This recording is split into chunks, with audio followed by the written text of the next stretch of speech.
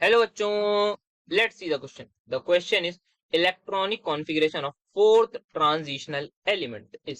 So we have to tell the electronic configuration of fourth transitional element.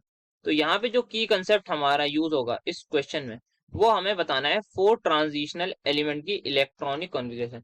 So fourth हमारा कौन सा transitional element होता है? तो दैट इज हमारे पास क्रोमियम की हमें इलेक्ट्रॉनिक कॉन्फ़िगरेशन बतानी है. सो हमें बतानी है क्रोमियम की इलेक्ट्रॉनिक कॉन्फ़िगरेशन, और वही हमारे पास की कंसेप्ट हो जाएगा इलेक्ट्रॉनिक कॉन्फ़िगरेशन ऑफ क्रोमियम. तो सबसे पहले इसका एटॉमिक नंबर क्या होगा? तो हमारे पास जो ट्रांजिशनल एलिमेंट्स है वो कौन से एटॉमिक नंबर से शुरू होते हैं? वो होते हैं शुरू स्कैंडियम से, दैट इज 21. स्कैंडियम के बाद आता है टाइटेनियम, दैट इज उसका atomic number 22. Then vanadium, that is 23. And fourth हमारे पास हो जाएगा क्रोमियम, जिसका एटॉमिक नंबर आ जाएगा 24. नाउ लेट्स राइट इसकी इलेक्ट्रॉनिक कॉन्फ़िगरेशन. हमें 24 इलेक्ट्रॉन करने हैं. सो स्टार्ट करते हैं 1s2 से.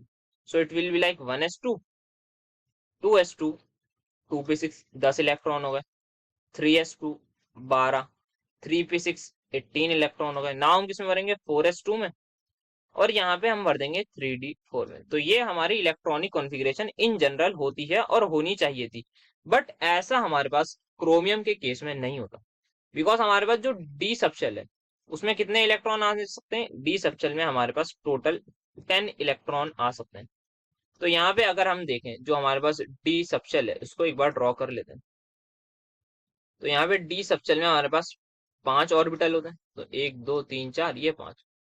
तो यहाँ पे हमारे पास हमें एक कंसेप्ट पता है जिसको हम कहते हैं हाफ फिल्ड स्टेबिलिटी. अगर कोई भी ऑर्बिटल या फिर कोई भी सबशेल, सॉरी, वो हाफ फिल्ड है, मतलब उसको जो है उसमें आधे इलेक्ट्रॉन फिल्ड हैं, तो वो हमारे पास स्टेबल होगा. तो अगर इस डी में 5 इलेक्ट्रॉन होंगे तो ये हमारे पास जो है स्टेबिलिटी आ जाएगी.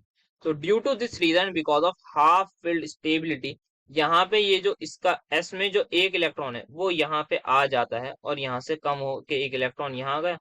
तो यहाँ पे जो कॉन्फ़िगरेशन हो गई लास्ट की वो हो जाती है 4s1 3d5. तो यहाँ पे इसकी इलेक्ट्रॉनिक कॉन्फ़िगरेशन जो है वो हो जाती है चेंज.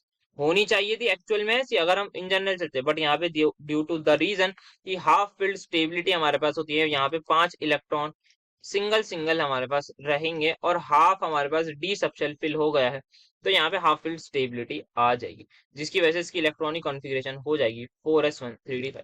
तो यहाँ पे देखते हैं 4s2, यहाँ पे डी ही इन्होंने गायब कर रखा है, तो ये आंसर नहीं होगा. यहाँ पे गलत वाली लिख रखी है, तो ये हमारे पास आंसर नहीं होगा. जस्ट वी हैव सी की रीजन. और यहाँ 3d4, यहाँ पे 4s2 नहीं है, तो ये भी नहीं होगा. तो ये हमारे पास करेक्ट आंसर हो जाएगा. यहाँ पे 3d5 4s1 दे रखा है. So the final answer is going to be option number D. Hope you understood it well. Best of luck.